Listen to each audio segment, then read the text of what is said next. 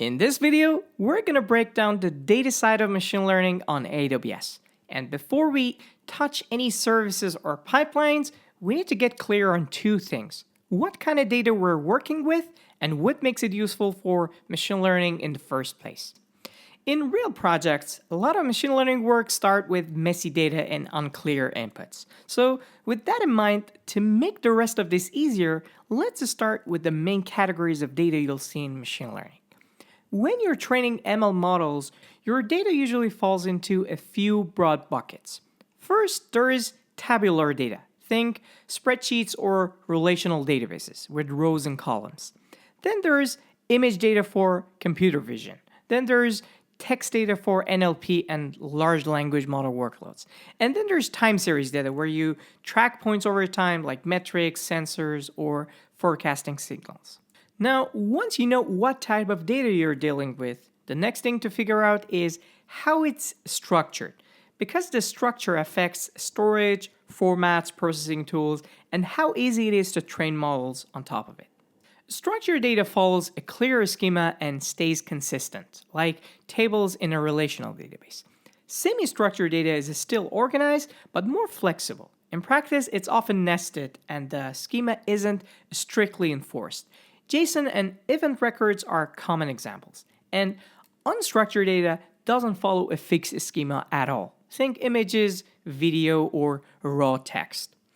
Once you know the structure, the next practical question is, what formats will you actually store and move this data in?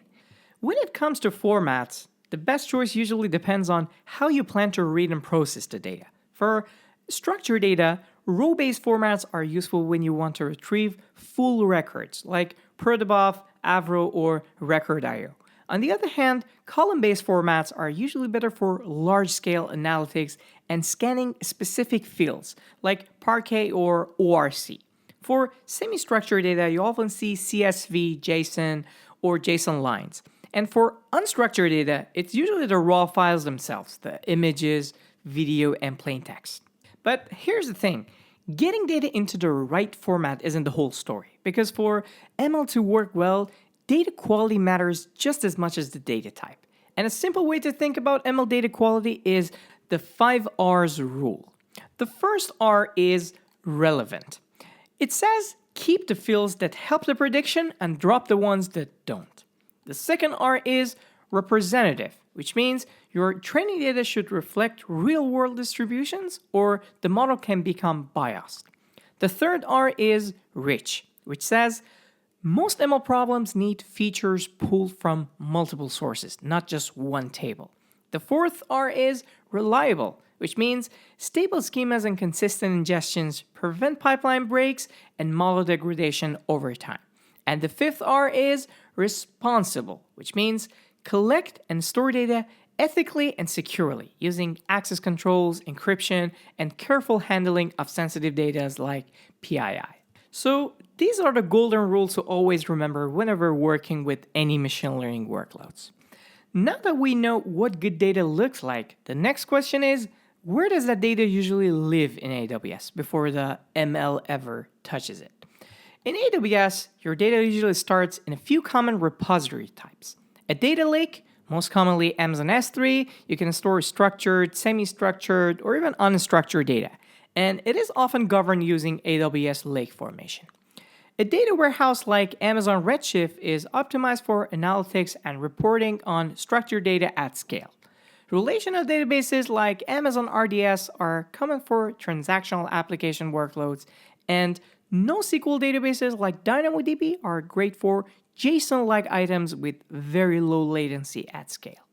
If you want a deeper breakdown of these AWS storage and database services, we already covered AWS S3, Redshift, RDS, and DynamoDB in our previous videos. You can also give those a look if you want a deeper understanding. A common pattern is to move and stage ML-ready data in Amazon S3 for training and inference workflows. When ML workloads run on compute like EC2 or containers, your storage choice usually comes down to performance and access patterns. EBS or Elastic Block Store is block storage attached to an EC2 instance. It's common when you need per instant persistent disk or local caching. EFS or Elastic File System is a shared file system that multiple Linux instances can mount at the same time. And FSX for Lustre is the highest performance option. It integrates with S3 and delivers very high throughput and low latency for large-scale training. Now, before we close out, here are the key takeaways that you should remember from this video. First, ML data commonly comes as tabular, image, text, or time series. Second, data structure really matters. Structured, semi-structured, or unstructured data can affect formats and processing. Third, common formats include row-based formats, column-based formats like Parquet, JSON, or CSV. Fourth, ML success depends on data quality, the 5 R's rule: relevant, representative, rich, reliable, and responsible. Fifth, in AWS, data can start in S3, Redshift, RDS, or DynamoDB, but ML pipelines commonly stage training data in S3. And finally, for training storage, EBS for per instance storage, EFS for shared storage, and FSX for Lustre for high-performance training workloads. All right, that's a wrap for this video, everyone. At this point, you now have a clear mental model for types of the machine learning data, what makes it high quality, and how the data typically flows and lands across AWS storage services before training begins. Thank you so much for watching. Please make sure you're subscribed to our YouTube channel, and I'll see you in the next video.